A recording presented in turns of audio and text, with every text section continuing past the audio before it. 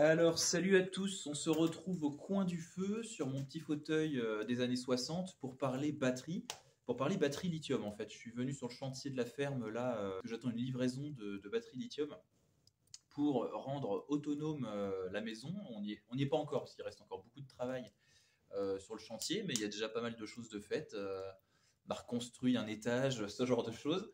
Et donc j'avais envie de vous parler aujourd'hui batterie lithium. On va un petit peu comparer les différentes technologies, puisque quand on parle en fait batterie lithium pour nos installations solaires ou pour les voitures électriques ou autres, peu importe, on met un peu tout dans le même sac et on fait simplement l'opposition avec les batteries plomb, les batteries gel pour les installations solaires. Par exemple, nous, notre chalet autonome donc, est avec des batteries plomb au gel, donc des batteries décharge lentes, comme on les nomme habituellement.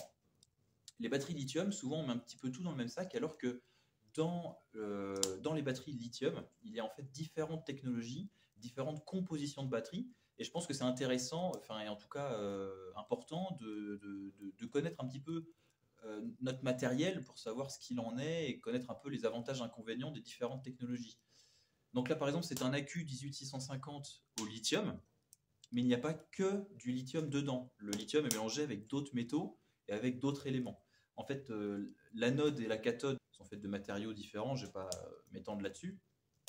Si la borne négative est toujours faite de graphite, de carbone, la cathode, elle, n'est pas que du lithium pur. Le lithium est mélangé avec d'autres métaux, avec du cobalt, avec du manganèse, avec du nickel, des métaux rares, des métaux chers, des métaux même polluants, et qui posaient des problèmes éthiques à l'extraction, etc., le recyclage, voilà. Et les batteries lithium étaient assez coûteuses. Donc on va comparer un peu les différentes technologies, mais je vais rester vraiment très succinct et très schématique pour que ce soit vraiment compréhensible par tout le monde.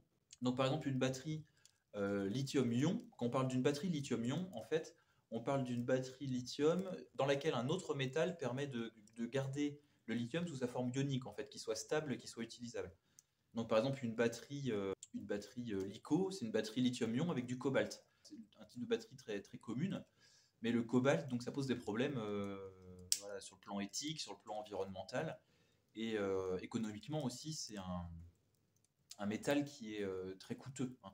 Ce qui fait que les batteries lithium, eh bien, même si ces batteries lithium avec des métaux rares dedans sont vraiment performantes, une masse énergétique vraiment qui permet d'avoir beaucoup d'énergie dans une batterie très légère et très compacte, si on compare avec des batteries NiMH ou autres, il y a quand même des inconvénients. Par exemple, vous avez tous entendu parler des problèmes parce que vous avez tous du lithium là dans la main à l'heure où vous m'écoutez. Vous avez tous entendu parler des problèmes de batteries au lithium de téléphones portables qui prennent feu, qui explosent. Vous avez entendu parler de voitures électriques qui prennent feu.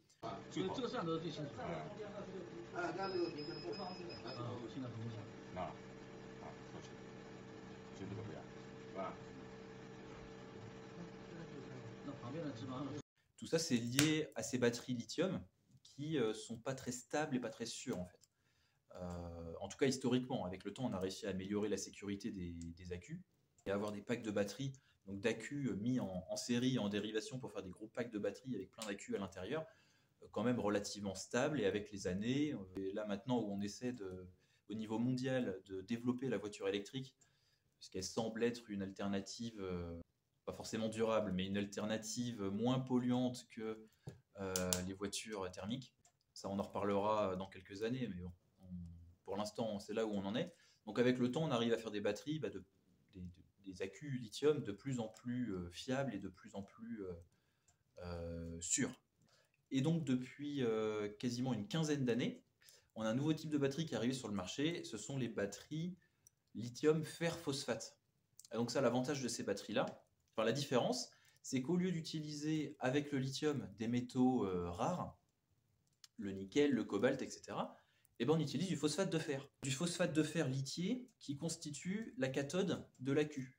La première différence, le premier inconvénient, c'est qu'on n'arrive pas à une densité énergétique équivalente à ce qu'on arrive à faire avec avec des métaux rares et avec du lithium. Donc les accus ont un voltage un tout petit peu plus bas. Je crois qu'on passe de 3,7 volts à 3,3 volts, ce qui fait que si on veut une batterie de même puissance ou de même capacité, bah forcément le montage d'accu sera un petit peu différent avec des accus lithium fer phosphate.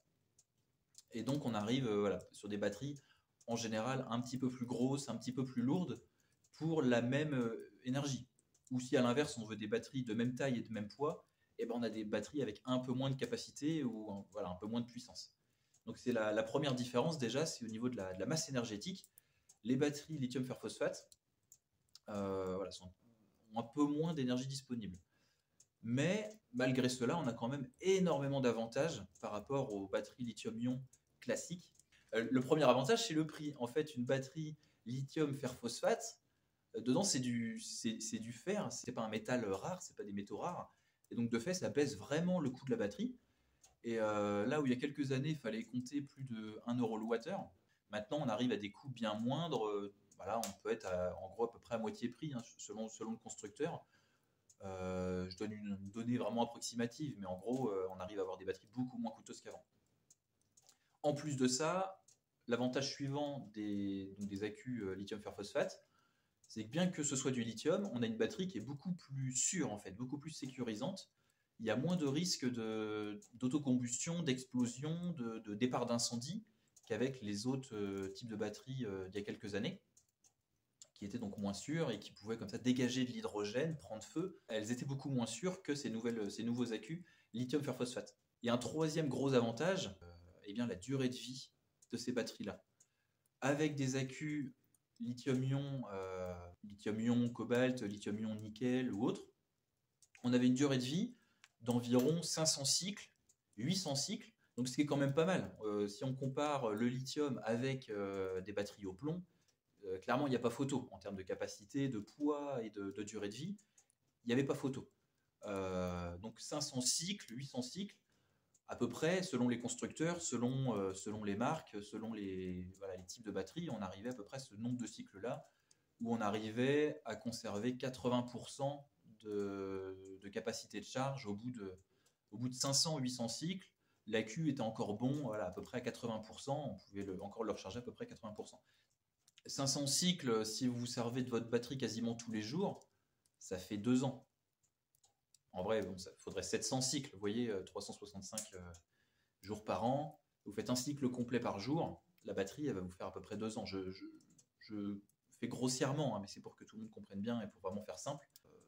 Si on s'en sert une fois par semaine, 500 cycles, ça fait 10 ans.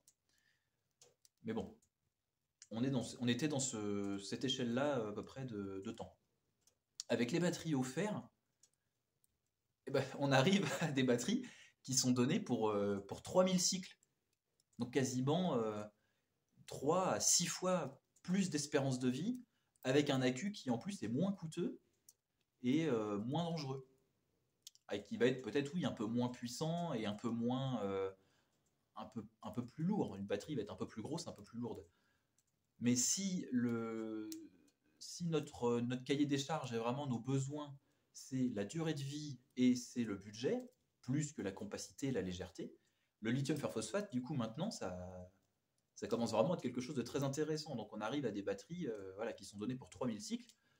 Et là, 3000 cycles, vous êtes tranquille au moins pour une dizaine d'années. Le matériel qui, en plus, va être en moyenne un tout petit peu moins coûteux qu'avant, tellement la technologie s'est développée. Et bien on arrive vraiment à quelque chose d'intéressant pour nos installations solaires, pour nos installations autonomes. Alors, c'est pas propre à tout. De ce que je me suis renseigné, j'ai pas vu qu'on arrivait à faire des petites batteries de téléphone portable au fer, par exemple. Mais pour des grosses batteries, pour la maison, pour l'autonomie, pour des petits logements alternatifs autonomes, pour des voitures électriques, ce qui est en train de se faire et de vraiment bien se développer, et ben du coup, la batterie fer, c'est quand même vachement intéressant. Un autre type de batterie dont je n'ai pas parlé, c'est les batteries LiPo. Donc LiPo, c'est pour polymère, en fait, le pot. Donc les airsofters, vous connaissez les batteries LiPo.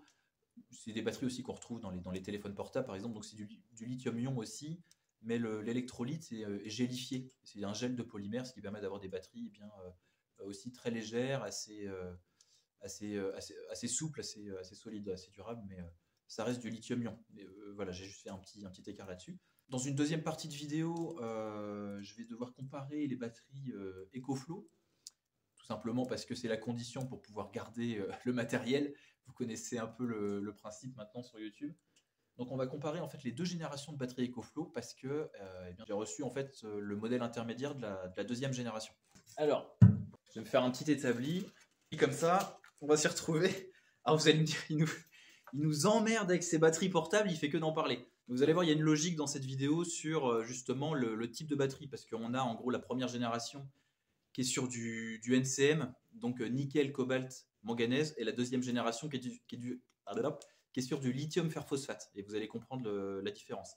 Alors en fait, chez EcoFlow, dans les gammes portatives, donc les petites batteries portables de moins de 1 kWh, on a la petite, la moyenne, la grande, vraiment pour qu'on comprenne leur logique et qu'on comprenne la gamme.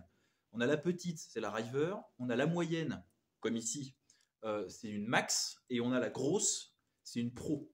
Donc on a la River Max, la River Pro. Les générations 1 ont cette gueule-là, et la génération 2 a cette gueule-là. Vous voyez qu'il y a une évolution dans le design. Ils ont enlevé la lampe, mais ils ont fait un dessus plat. Je ne sais pas si vous vous rappelez de ma présentation de ce modèle de la génération 1. Je trouvais que la lampe était blafarde et il manquait une surface plate sur le dessus pour avoir quelque chose de bien cubique pour l'imbriquer par exemple dans un van aménagé ou autre, ou pour poser des choses dessus. Je pense pas que ce soit grâce à moi, mais en tout cas le design a évolué vers cette génération 2. Peu importe.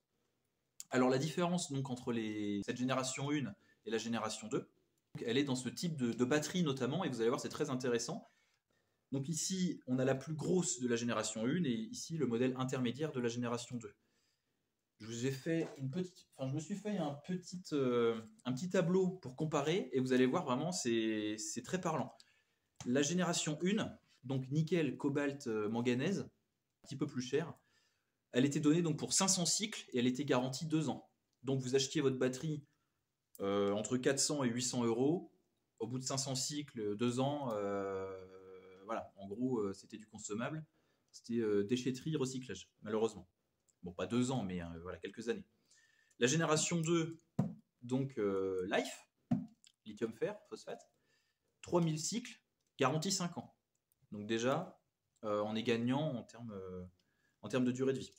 Et en plus de ça, je ne vais pas rentrer dans le détail en gros de l'évolution du matériel intégré, des transfos, du régulateur MPPT pour brancher le panneau solaire, etc. Parce que vous commencez à comprendre le principe.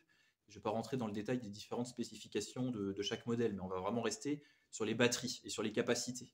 Vous allez voir, franchement, c'est parlant. Donc en plus de ça, cette phase 2, cette génération 2 qui se charge en 1 heure. Sur prise secteur, il y a une charge rapide, donc c'est pas très bon pour la durée de vie des batteries, mais la charge rapide fait qu'en 1 heure sur une prise secteur, elle est chargée à 100%. Donc ça, franchement, c'est vraiment pas mal. Après, je suis pas pro EcoFlow, mais ma vision a un petit peu évolué avec le temps. Et je dois reconnaître que par rapport à ce qu'il y a sur le marché, c'est quand même assez qualitatif, même si c'est un petit peu plus cher que la concurrence parfois. En termes de constructeurs chinois, c'est quand même pas mal.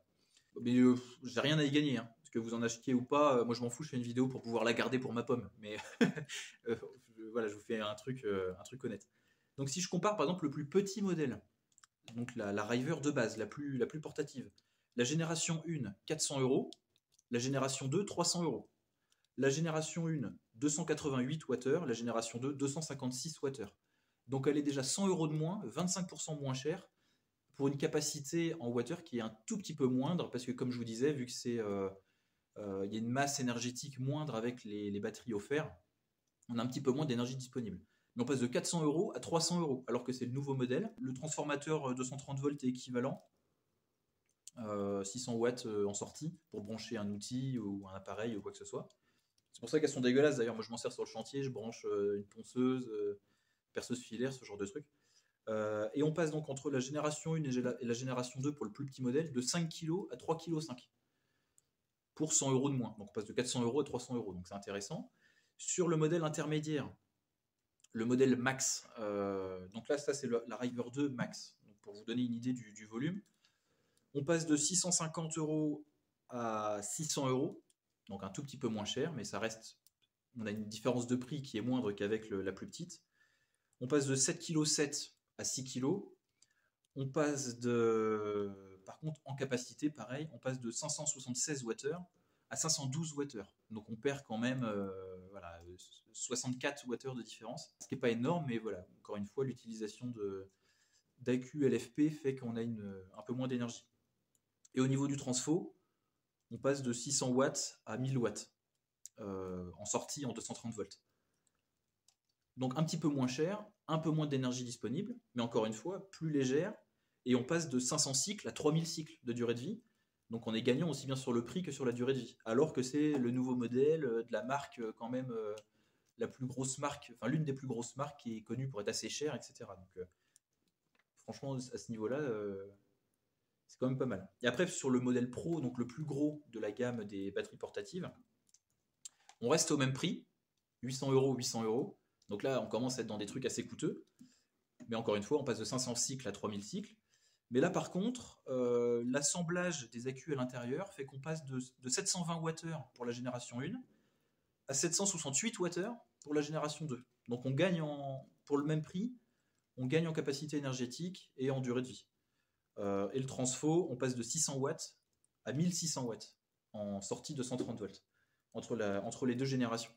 Donc vous voyez qu'il y a quand même pas mal de différences entre ces deux générations, alors qu'il y a très peu d'années d'écart entre ces deux générations. Je dois y avoir moins de 5 ans, il me semble. Vous voyez que pour le même prix ou moins cher, on a une durée de vie plus intéressante et finalement, on s'y retrouve. Et pour le même prix sur la grosse, on reste sur voilà, on garde la même capacité et on gagne en durée de vie et puissance avec le transfo. Donc il y a plein de petits détails comme ça, je ne vais pas me pencher dessus, mais vous voyez quand même que passer sur des batteries lithium fer phosphate, ça a quand même des avantages. Alors après, je pense que certains d'entre vous me mettront en commentaire, auront une vision différente en commentaire, parce que c'est des professionnels ou des spécialistes de l'électricité, du solaire, des batteries lithium ou des accus, vous avez des connaissances là-dedans que moi je n'ai pas forcément. Je vous fais simplement quelque chose de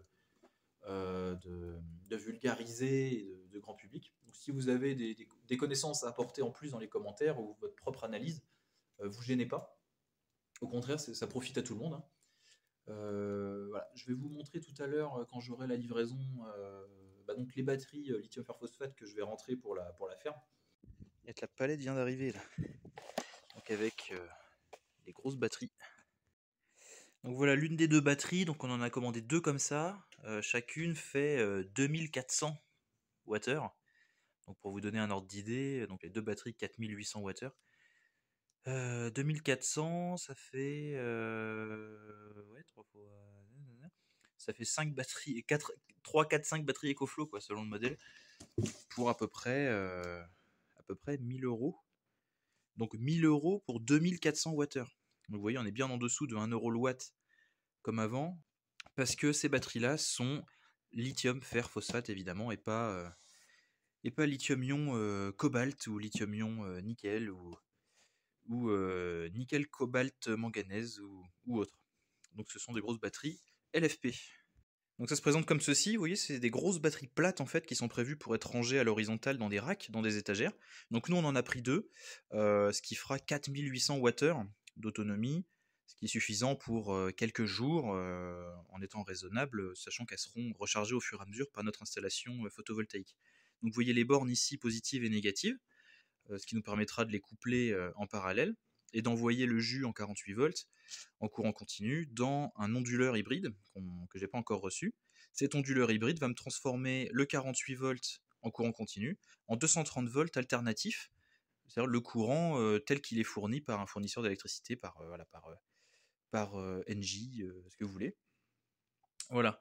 Donc ces grosses batteries là, on est un peu plus, je vous ai dit moins de 1000 €, mais on est un peu plus là de 1000 €, 1100 € pièce. Je viens de calculer, ça fait du 47 centimes le wattheure grâce aux cellules lithium fer phosphate, donc les LFP, bien moins coûteuses qu'avant et avec une longue durée de vie. Donc là je suis très content de les avoir enfin reçues. On pourra installer ça plus tard à la maison et avoir de quoi tenir quelques années hors réseau et en autonomie. Voilà. Bah écoutez, voilà, je vais pas faire plus long pour cette petite vidéo sur les batteries lithium. Ça tombait bien que j'ai la livraison aujourd'hui pour pouvoir vous présenter en fin de vidéo ces batteries-là qu'on installera dans la maison. On aura l'occasion d'en reparler, je pense, plus tard. Quant à moi, bah écoutez, je vous dis à très bientôt. Prenez soin de vous, prenez soin des vôtres et bonne chance à tous pour la suite. Allez, à très bientôt.